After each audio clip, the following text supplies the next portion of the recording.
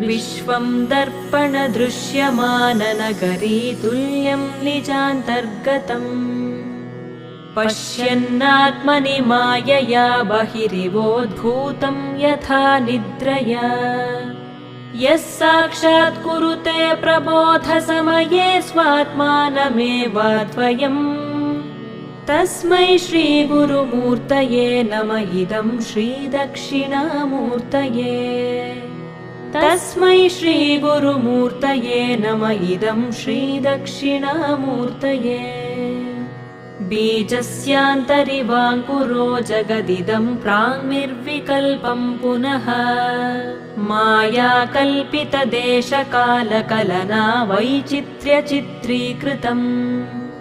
मायावीव विजृम्भयत्यपि महायोगी वयस्वेच्छया तस्मै श्रीगुरु